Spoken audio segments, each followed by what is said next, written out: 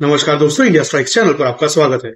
तो इस वीडियो में हम बात करने वाले हैं इंडिया और मलेशिया के रिलेशंस के बारे में, जिसमें ये खास हम देखेंगे कि मलेशिया भारत के लिए क्यों जरूरी है। साथ ही में हाल ही में जो मलेशिया के प्रधानमंत्री अनवर इब्राहिम जब भारत में थे उस दौरान कौन कौन सी घटनाएं हुई उनके ऊपर नजर डालेंगे, कौन कौन से एमओयू हुए उसके ऊपर एक छोटी सी नजर डालेंगे, और उसके बाद जो एक प्रेस एड्रेस की गई दोनों देश के प्रधानमंत्री के द्वारा, उसमें पीएम अनवर इब्राहिम ने प्रधानमंत्री मोदी जी के लिए और साथ ही में भारत के लिए क्या बातें कही उसके ऊपर भी चर्चा करेंगे। शुरू करने से पहले वीडियो को लाइक करें, चैनल को सब्सक्राइब करें। बहुत सारे लोग हैं ऐसे जो वीडियो को रेगुलरली देखते हैं लेकिन उसको लाइक नहीं करते हैं, उसको चैनल को सब्सक्राइब नहीं किए हुए हैं। तो हम उन सभी से रिक्वेस्ट करते हैं कि इस वीडियो को लाइक करना ना भूलें और चैनल को सब्सक्राइब करना ना भूलें, ताकि आपको रेगुलरली अपडेट्स मिलती रहे। तो आइए शुरू करते हैं। तो सबसे पहले अगर नजर डालें कि मलेशिया की जो ज्योग्राफिकल पोजीशन है उसके ऊपर, तो मलेशिया मलागा स्ट्रेट के ठीक मुहाने पर बैठा हुआ है, जहां पर साउथ चाइना सी से जो भी वेसल होकर आता है इंडियन ओशन रीजन में, उसको यहां पर मलाका से पास होना पड़ता है।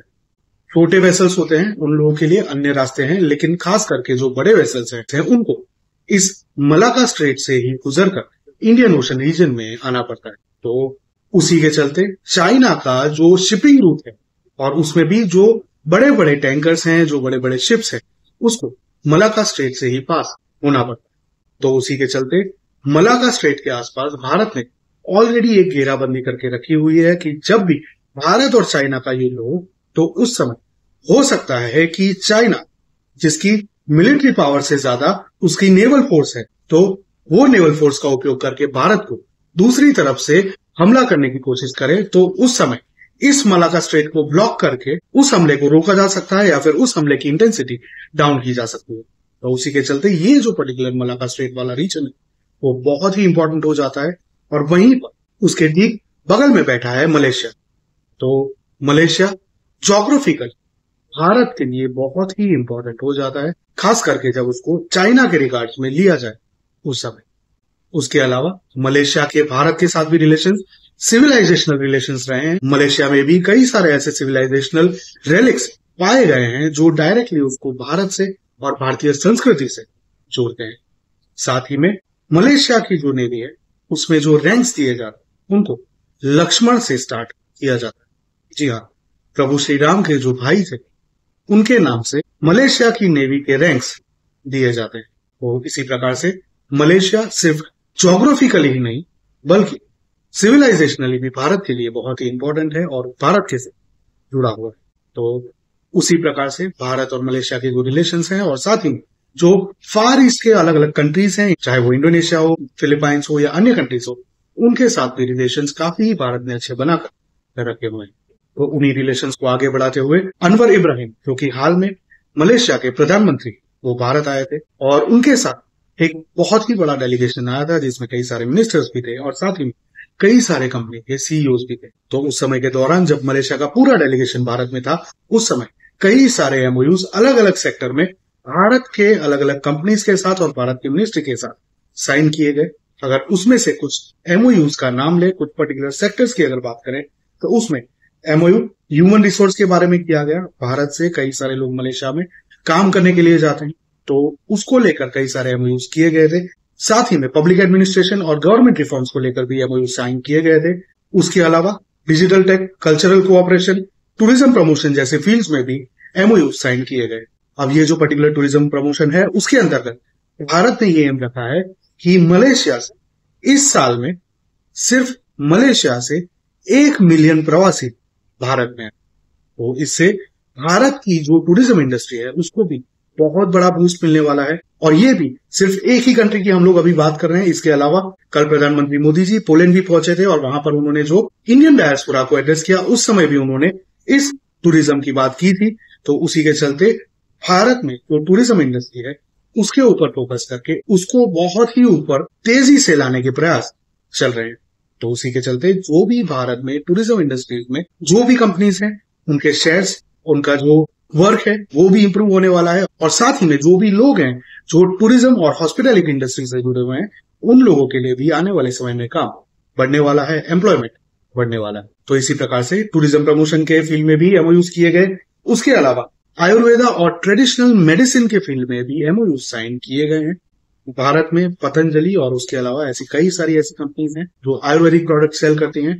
तो उन लोगों और जो नए अपकमिंग स्टार्टअप्स हैं, जो डॉक्टर्स हैं, चाहे जो ट्रेडिशनल फार्मास्यूटिकल से जुड़े हुए लोग हैं, उन सभी के लिए आने वाले समय में अपॉर्चुनिटीज बढ़ने वाली हैं। साथ ही मलेशिया में भी उसकी डिमांड बढ़ सकती है, ऐसी भी संभावनाएं देखी जा रही है। तो आने वाले समय में देखना होगा कि ये जो पर्टिकुलर आयुर्वेदा और ट्रेडिशनल मेडिसिन को लेकर जो एमओयू साइन किए गए, क्योंकि कई सारे अलग अलग कंट्रीज में नरेंद्र मोदी जी और भारत के कई सारे लीडर प्रमोट कर रहे हैं कॉन्स्टेंटली पिछले काफी लंबे समय। उसमें किस तरह से इंप्रूवमेंट आ सकता है वो एक बहुत ही देखने वाली, बहुत ही इंटरेस्टिंग चीज होगी। यहाँ पर भी उन्होंने किया है, तो ये भी एक बहुत ही इंटरेस्टिंग एमओयू साइन किया गया है एक पर्टिकुलर फील्ड में। इसके अलावा स्पोर्ट्स एंड यूथ अफेयर्स है, फिनटेक है, फूड सिक्योरिटी है, इन फील्ड्स में भी एमओयू साइन किए गए हैं। और उसके साथ ही अन्य कई सारे ऐसे फील्ड्स हैं जिसमें एमओयू साइन किए गए हैं। और भारत और मलेशिया के जो रिलेशंस हैं उसको स्ट्रेटेजिक पार्टनरशिप से एनहांस करके कॉम्प्रिहेंसिव पार्टनरशिप पर ले जाया जा रहा है। तो इसी प्रकार से भारत और मलेशिया सिर्फ ज्योग्राफिकली ही नहीं बल्कि सिविलाइजेशनली भी काफी जुड़े हुए हैं। और साथ ही में जिस तरह से हाल में डेवलपमेंट्स हो रहे हैं उससे ये स्पष्ट हो जाता है कि भारत और मलेशिया के जो रिलेशंस हैं सिर्फ गवर्नमेंट टू गवर्नमेंट टाइज ही नहीं बल्कि पीपल टू पीपल टाइज जो है उसको भी इंप्रूव करने के प्रयास चल रहे हैं। जब भी ये people to people ties improve होते हैं तो उन दो कंट्रीज के बीच में एक लॉन्ग टर्म रिलेशन डेवलप होता है, लॉन्ग टर्म पार्टनरशिप डेवलप होती है, लॉन्ग टर्म ट्रेड और एक्सचेंज डेवलप होता है। तो उसी पर चलते हुए यहाँ पर मलेशिया और भारत दोनों ने एक बहुत ही अच्छी पहल करते हुए दो कंट्रीज के बीच में जो भाईचारा है, जो रिलेशन है, उसको और भी एनहांस करने के प्रयास किए हैं। इसके अलावा एक और भी इंटरेस्टिंग चीज ये हुई है जो कि मिनिस्ट्री ऑफ एक्सटर्नल अफेयर्स की जो प्रेस ब्रीफिंग हुई थी उसमें बताई गई थी कि ये जो फील्ड्स में एमओयू ऑलरेडी हुए हैं उसके अलावा भी कुछ ऐसे फील्ड्स हैं जिनको एक्सप्लोर किया जा सकता है। तो उसके लिए भी दोनों ही कंट्रीज की एक्सटर्नल अफेयर्स की टीम है, फॉरेन मिनिस्ट्री की टीम है, उन लोगों को ये टास्क दिया गया है कि वो ऐसी फील्ड्स को आइडेंटिफाई करें और उनके ऊपर रिपोर्ट प्रेजेंट करें और उसके जो प्रोग्रेस है उसके रिपोर्ट्स दोनों ही अपनी अपनी गवर्नमेंट को प्रेजेंट करें। तो ये जो है ये एक इनिशियल पार्ट है। इसके बाद में भी और भी वर्क कॉन्स्टेंटली चालू रहने वाला है जिसमें भारत और मलेशिया के बीच में जो भी रिलेशंस हैं उसको और भी एनहांस किया जाएगा। जैसे जैसे अपडेट्स आएंगी हम आपके साथ जरूर शेयर करेंगे। अब इसके अलावा और भी कुछ बातें हैं जिसको यहाँ पर मेंशन करना चाहेंगे, जिसमें से एक है मलेशिया ने इंटरेस्ट दिखाया है ब्रिक्स ज्वाइन करने का और भारत ने मलेशिया को पूरा समर्थन देने की बात कही है। उसके सामने यूएनएससी यानी कि यूनाइटेड नेशन सिक्योरिटी काउंसिल में भारत मलेशिया पूरा समर्थन देने की बात कर रहा है। तो ये जो बात है, ये जो स्टेटमेंट्स है वो भी इस पर्टिकुलर विजिट के दौरान दिए गए हैं। तो इसी प्रकार से भारत को यूएनएससी में परमानेंट सीट के लिए और भी सपोर्ट मिलता जा रहा है पूरी दुनिया। और उसी प्रकार मलेशिया से डिफेंस सेक्टर में कुछ ऐसी बातें चल रही हैं कि मलेशिया ब्रह्मोस को एक्वायर करने की बात कर सकता है और उसके ऊपर बातचीत चल रही है। लेकिन मिनिस्ट्री ऑफ एक्सटर्नल अफेयर्स की जो प्रेस ब्रीफिंग थी उसमें उन्होंने ये बात को स्पष्ट नहीं किया है।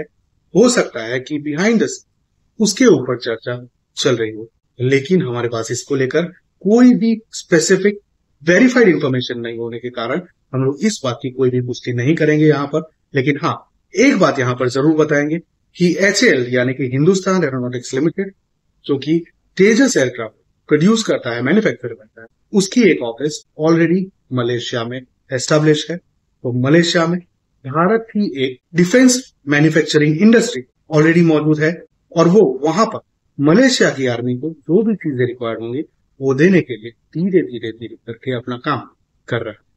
तो उसी के चलते हो सकता है कि आने वाले समय में मलेशिया भारत के पास से जो भी डिफेंस इक्विपमेंट्स हैं, वेपन्स हैं और एयरक्राफ्ट हैं उनको एक्वायर कर सकता है। साथ ही में ये जो ब्रह्मोस की बात चल रही है वो अभी क्लियर नहीं है जैसे कि हमने बताया, लेकिन उसमें भी पॉसिबिलिटीज काफी ज्यादा हैं। फिलीपाइंस ने ऑलरेडी ऑर्डर कर दिया है। हो सकता है कि मलेशिया भी भारत के पास से डिफेंस इक्विपमेंट्स, वेपन्स, मिसाइल्स और संभवतः एयरक्राफ्ट भी एक्वायर करे। इसके अलावा एक खास और इम्पोर्टेंट चीज, भारत के कई सारे नागरिक मलेशिया वर्क करने के लिए रेगुलर बेसिस पर जाते हैं। कभी कभी कुछ डिजास्टर्स होते हैं, कुछ प्राकृतिक आपदाएं आती हैं, कुछ नेचुरल डिजास्टर्स होते हैं, कुछ अन्य डिजास्टर को, तो उन सभी के बीच में कई सारे लोग फंस जाते हैं और उसमें भारतीय भी होते हैं। तो उन सभी भारतीयों का ट्रैक रखने के लिए ई माइग्रेट करके एक सिस्टम बनाया जा रहा है जिसको दोनों देशों की गवर्नमेंट हैंडल करेगी।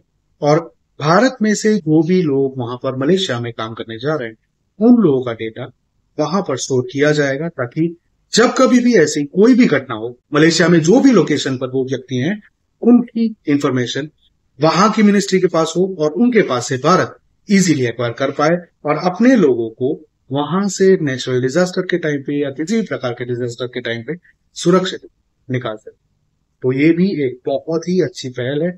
ऐसी घटनाएं समय दर समय होती हैं और भारत की जो मिनिस्ट्री ऑफ एक्सटर्नल अफेयर्स है और अन्य जो मिनिस्ट्रीज हैं वो इस बात को लेकर काफी ही अवेयर है और काफी ही एक्टिव है। जैसे कि हमने देखा ऑपरेशन अजय हुआ, ऑपरेशन गंगा हुआ। ऑपरेशन अजय में इजराइल से कई सारे लोगों को निकाला गया, ऑपरेशन गंगा में यूक्रेन में से कई सारे लोगों को निकाला गया। तो इसी प्रकार से अलग अलग ऑपरेशन समय दर समय जब भी जरूरत पड़ती है तो इंडियन फॉरेन मिनिस्ट्री और अन्य कुछ मिनिस्ट्रीज मिलकर करती हैं और भारत की सरकार करती है। तो उसी के ऊपर चलते हुए उन चीजों को एनहांस करने के और लोगों की पोजीशन को समझने के इस पर्टिकुलर सिस्टम को इंट्रोड्यूस किया गया है, ताकि डिजास्टर के समय उन लोगों को वहां से सुरक्षित भारत लाया जा सके। तो ये भी एक बहुत ही अच्छी पहल है जो भारतीय सरकार के द्वारा की गई है और मलेशिया के साथ इसके ऊपर काम बहुत ही जल्द शुरू होने वाला है। तो ये थी कुछ बातें जो मलेशियन डेलीगेशन और इंडियन डेलीगेशन के बीच में हुई, कुछ एमओयूज और कुछ अन्य चीजों पर काम हुआ, बातें हुई, अग्रीमेंट साइन हुए और एक्सचेंजेस। उसके बाद भारत के प्रधानमंत्री और मलेशिया के प्रधानमंत्री ने एक प्रेस स्टेटमेंट दिया। इसमें मलेशिया के प्रधानमंत्री अनवर इब्राहिम ने अपने प्रेस स्टेटमेंट की शुरुआत में ही कहा कि नरेंद्र मोदी सिर्फ उनके लिए एक गवर्नमेंट टू गवर्नमेंट कनेक्ट ही नहीं है, बल्कि वे उनके भाई जैसे हैं और उनके जो रिलेशन हैं वो अनवर इब्राहिम प्राइम मिनिस्टर बने मलेशिया के उसके भी पहले के। तो इस प्रकार से ये बात हम लोग समझ सकते हैं कि प्रधानमंत्री मोदी जी कितना लॉन्ग विजन लेकर चलते हैं और किस प्रकार से काम करते हैं, कैसे कैसे लोगों को मिलते हैं, ताकि सिर्फ आज नहीं इन करंट टाइम्स में बल्कि आने वाले समय में भी अगर परिस्थितियां किसी कंट्री में अगर चेंज होती तो उस समय भी भारत के साथ उस कंट्री के जो रिलेशन उसको मेंटेन किया जा सके। तो उसी के चलते नरेंद्र मोदी जी ने अनवर इब्राहिम के साथ जब वो प्रधानमंत्री नहीं थे तब भी रिलेशन बनाकर रखे थे। तो उनकी इस विजिट के दौरान काफी अच्छे से देखने को मिले हम सभी को। तो इसी प्रकार से उन्होंने नरेंद्र मोदी जी की तारीफ की और साथ ही में उन्होंने मलेशिया और भारत के बीच में जो भी अन्य एरियाज हैं उनको एक्सप्लोर करके उनको डेवलप करने की, उनको आगे बढ़ाने की बात उसी पर्टिकुलर प्रेस स्टेटमेंट में कही, जिसके बारे में हमने आपको आगे भी बताया और उसके लिए एक स्पेशल टास्क फोर्स भी बनाई गई। तो उसी के ऊपर भी उन्होंने स्टेटमेंट दिया। उसके अलावा उन्होंने भारत को सिर्फ एक ग्रेट कंट्री ही नहीं बल्कि एक ग्रेट सिविलाइजेशन भी कहा, एक बहुत ही अद्भुत, बहुत ही ग्रेट संस्कृति भी कहा और साथ में ये भी बताया कि भारत और मलेशिया दो भाई जैसे हैं, ना कि सिर्फ दोनों ज्योग्राफिकली कनेक्टेड कंट्री। तो इसी प्रकार से अनवर इब्राहिम भी उसी पर्टिकुलर बात पर चल रहे हैं जिस बात पर हम सभी भारतीय और साथ ही में पीएम नरेंद्र मोदी चल रहे हैं।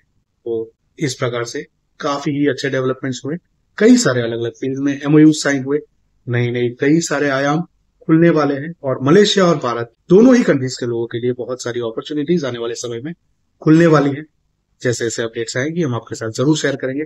आप क्या सोचते हैं इस डेवलपमेंट के बारे में? ये जो पर्टिकुलर विजिट के दौरान जो भी एमओयू साइन हुए और भारत मलेशिया के जो रिलेशन है उसके बारे में और साथ ही में जो मलेशिया के प्रधानमंत्री अनवर इब्राहिम ने स्टेटमेंट्स दिए उसके बारे में, ये हमें कमेंट में जरूर बताएं।